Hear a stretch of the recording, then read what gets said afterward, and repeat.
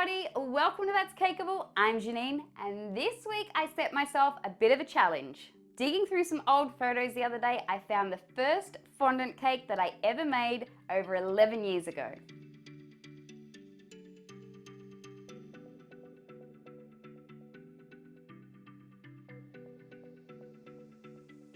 And I decided to do a do-over. So what do you think? Have I gotten any better? I also managed to create this cake without one single piece of fondant, and I learned a thing or two along the way myself. It's the beauty of cake decorating is we're always learning, and I hope you guys learn a lot from this too. So I like to think I've graduated a little bit since making this cake. I hope so. By graduate, I mean I like to think I've gone beyond the maybe 2-inch high, 5-inch round, single layer cake. Now I'm not sure what flavor it had inside, but I'm almost 100% sure it would have been a box mix. Not that there's anything wrong with using box mix, it's just something I don't do anymore. And I can pretty much guarantee there would have been no filling in this cake. So for this upgrade, I've made a French vanilla cake using real vanilla beans. I've made a 6-inch round cake, and there are 5 1-inch high layers. To fill this cake, I'm using this dreamy, creamy macadamia caramel filling. Now, because it's more of a gooey filling, I'm just doing a quick dam of chocolate ganache around the outside. Once the cake is all stacked and filled, it's time to give it its crumb coat and pop it in the fridge for about 10 minutes. Okay, we've got the cake to this point. Now it's time to start decorating. Now, I wanted to try something that I haven't actually seen done before. I did Google it, I will admit, but I hadn't seen a buttercream striped cake done with ganache instead of buttercream. The major problem I thought I would have was that ganache sets really quickly if it's on a cold cake, and I didn't think I'd have enough time to sort of maneuver it and make those lines and make it nice and neat. Well, to my surprise, I was proven wrong. So to make this ganache striped cake, what I did was took some white chocolate ganache as I usually make it. You can find the recipe for that on my website at thatscakeable.com. And I colored it with some chocolate oil color. Now this is the reason why I've left quite a bit of a gap between the board and the cake, because I wanted to be able to build up quite a lot of ganache. So be warned, there will be a lot of chocolate on this cake. I of course started on the top and then added my top board.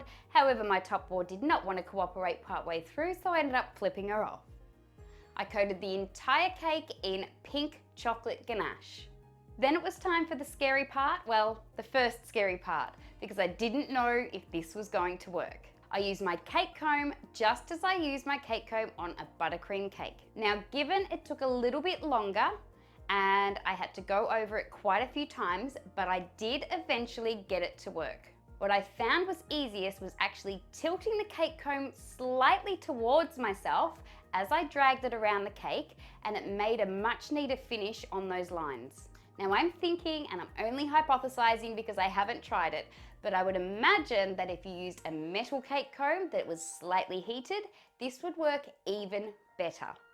Once I'd got my stripes into the cake, it was time to pop it in the freezer and chill it down just like I would do with a striped buttercream cake. And here goes part 2, scary part. The second part I wasn't sure was going to work. So just as with the buttercream striped cake, I had filled a piping bag with some mauve colored chocolate ganache. Once again colored with a chocolate oil color. Now I piped that mauve buttercream into the stripes we'd made on the cake, and then it was time to scrape it down. Now, like I said, if you put ganache directly onto a really cold cake, in this case one that's been in the freezer, it sets in an instant. This is why I was terrified that this would not work. So what I did was I initially scraped off just the top part, what the cake would let me do without actually having to pull too much. Then I popped my metal scraper into some boiling hot water using some paper towel on the handle so I didn't burn myself, and I just carefully started scraping around the side of the cake. I just went little by little, and sure enough, she worked. The finished product had me like, whoa, like this worked. I was so excited. It's the little things. Once I'd gotten it to that stage and I was dancing around the studio like a nutbag, I popped the cake back in the freezer just to set up for a little bit longer. I brought the cake back out of the freezer and using a polymer clay blade, I just went around the top of the cake and scraped off all that excess. Took some more pink chocolate ganache to make the top nice and level, and then just tidied it up. There were a few little ragged bits around the top, but I've decided to let those set up until we get to the next part, and then I'll just lop them off. I love a cake win! Woo! Okay, now the ganache is all set up, it's time to put our outer shell on. So to begin, I want to put a lid on this cake because we're doing sort of like a paneling method. To put the lid on the cake, what I do is I roll out some white modeling chocolate, big enough to cover the top of the cake, of course, but not too thick. Remember, we've already got loads of ganache on this one. I then spritz the cake with a little bit of water and then I pop that modeling chocolate on top. Give it a little bit of a smooth down, and then I'm going to place a board on the top of the cake and flip it upside down. Now, once it's flipped upside down, I can see where the edge of that modeling chocolate is and cut it off so it ends up nice and flush with the top of the cake. Method to the madness. Once all the excess is trimmed off, I flip it back up, give it a final smooth, and pop it aside, ready for the wrap. Now let's make this heart wrap with the transfer method. This is definitely something I wouldn't have tried. Actually, I don't even think I would have known what modeling chocolate was back in 2008. So the first thing you're going to need to do is to measure the height and the width of the cake. Once you have those measurements, transfer those measurements to a piece of baking paper. Then cut out the baking paper to the appropriate size. Pop that aside and then grab some more white modeling chocolate and roll that out. Now you don't want this to be too thin either because we're going to need to pick it up, but don't make it too thick because, well, chocolate. Okay, once the modeling chocolate's all rolled out, I'm going to give it a good coating with some vegetable shortening, which is going to make sure that our parchment paper, baking paper, sticks to the modeling chocolate properly. I then place the baking paper over the top of that modeling chocolate and smooth it all down. Using a mini pizza cutter, I'm going to then cut out the modeling chocolate to the same dimensions as the baking paper. Then what we need to do is flip that over, lots of flipping going on. Another thing I would not have done in 2008, I wouldn't have flipped a thing except my lid when my cake didn't work all the time. So yeah, back to the subject. Now it's laid up on the bench, modeling chocolate side up. It's time to cut the hearts out. But before I cut the hearts out, I decided to make sort of a little bit of a grid so that I've got the hearts at a reasonably even spacing. So in this instance, my cake is about 6.5 inches high, but I need to leave some room at the top and at the base to make sure all the hearts fit in. So what I'm using is a 1.5 inch acrylic spacer, and I'm just marking lines in the modeling chocolate. Don't panic, you don't see this side, so that I have an even spacing for my hearts to go onto. Once those lines are in, I then take a 1/2 inch acrylic spacer, put it straight up and down on the middle of my modeling chocolate, and then pop my heart cutter flush against the side of that. This way our hearts will stay evenly spaced and nice and straight. Now I go down that row in that column and cut out my 4 hearts. Now you may notice that I'm actually going down a little bit at the top and up a little bit at the bottom, not completely centered like in the 2 middle rows. The reason for this is I don't want to cut any of my heart off the top and I don't want to lose any of the heart off the bottom. So just to be safe, I decided to just shift one down and one up. Once all the hearts are cut out, it is time to wrap this cake. So to adhere the modeling chocolate to the ganache, I've just added a very thin coating of vegetable shortening to the cake. I then carefully lift up my modeling chocolate transfer panel and start wrapping that around the cake, smoothing as I go.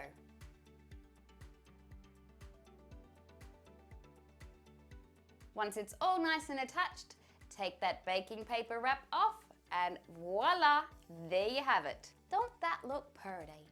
I then whipped my cake back to the freezer for about 5 minutes to firm it up so that it's easier to cut the back seam and to cut the top lip. Cake's all firmed up, so I brought it back, cut that back seam so that it's nice and flush, and then with the same razor blade, took it along the top of the cake and cut a nice flush top edge. And that is it. That's the majority of the cake done. So to make my ruffled heart topper, what I did was took some gum paste and coloured it a very similar pink to the ganache that's actually on the cake. I then cut out a heart shape, quite thick because it has to stand up and I need a skewer in there for it to stand up. I just softened out the edges a little bit and then popped a skewer in there and set that aside.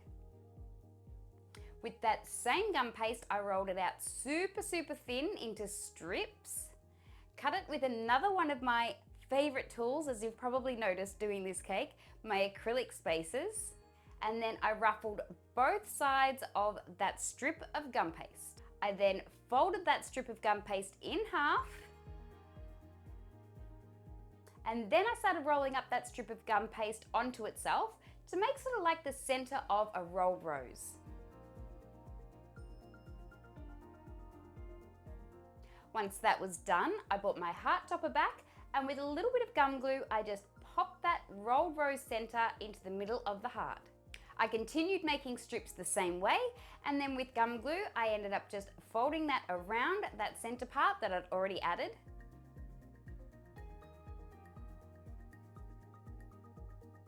Once I'd gotten in about 3 or 4 strips of ruffles, I just took the end of my paintbrush and sort of teased the top of that rose down to make the top of the heart shape, and used my fingers to point the base so that we ended up with more of a heart shape now going around the heart. Continue on making ruffles until the entire heart topper is filled out. As you're doing your ruffles, don't forget that you can get in there with a pointed tool. I'm using a small silicone shaper to sort of even out the ruffles, put a bit more air between them. Then whip her aside to dry. Once the main heart topper's done, I thought I'd better do some cupcake toppers for later on, so I just took some of that same pink gum paste, covered it with a bit of plastic wrap, took my heart cutter that I used around the sides of the cake and cut out some more little hearts. Using the plastic wrap on top makes them look a little bit more pillowy. Yep, that's a word. I've decided, pillowy. It's definitely a word. I know I've used that in more than one video too. Has to be a word. As a little bit of something extra, I decided to take some of that mauve fondant that I'd used on the actual cake, popped it in a piping bag with a 1M tip and just did a few swirls around the top of the cake in purple ganache. Pop those swirls off with some tiny silver nonpareils. And then to finish this cake, pop that heart topper right in the center. Now, of course, in the original cake, there were cupcakes, which is something I don't generally do, but I thought, well, I'm doing a do-over, better do it properly. For the cupcakes, I just took some white ganache, pink ganache, and mauve ganache and made 3 different swirls on top of the cupcakes. Sprinkled them with some of those same tiny silver nonpareils and topped them off with the little heart toppers that I'd made earlier. Now there is something I would have done differently. Silly me thought that I had baked my cupcakes in my silver cupcake cases that are also lined with a white case. But alas, nope, these were just plain old silver. In hindsight, I would have corrected that and I would definitely have made these cupcakes in just plain white cases. And that's it, my first ever fondant cake do-over.